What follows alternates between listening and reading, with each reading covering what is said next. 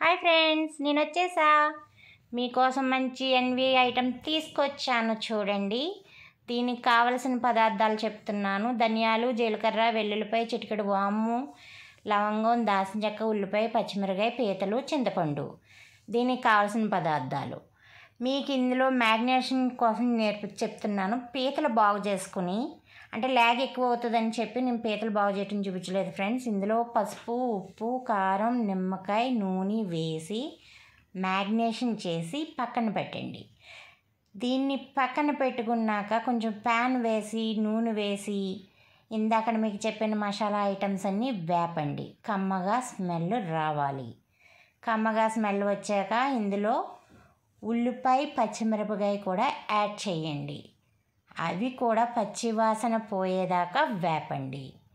పచ్చివాసన పోయాక stove off చేసేయండి, చల్లారిపోనివ్వండి.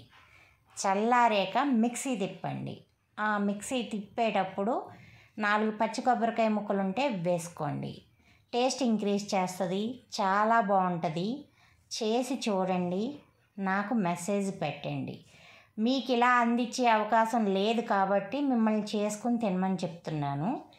ప్యాన్ పెట్టి నూనె వేసి కరివేపాకు వేయండి. కమ్మటి వాసన రానివ్వండి.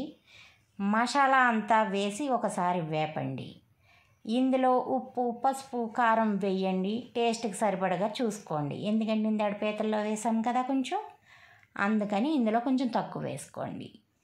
ఇది బాగా వేగాక ఇందాక మ్యాగ్నేట్ చేసిన పీతలు వేయండి.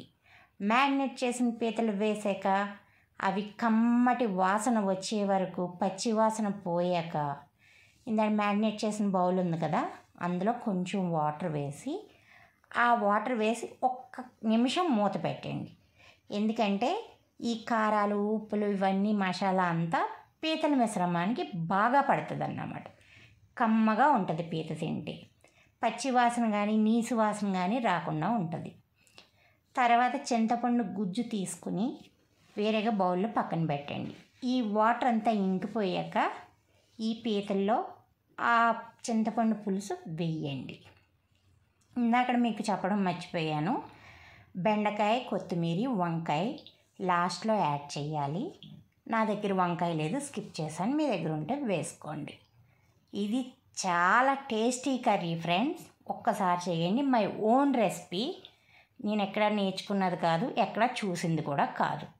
మీరు టేస్ట్ చేశాక ఎలా ఉందో నాకు చెప్పండి. Thank you for watching.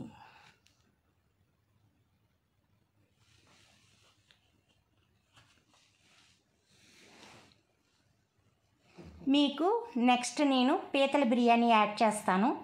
అది ఇది టేస్టింగ్ టైం చెప్తాను. Thank you for watching.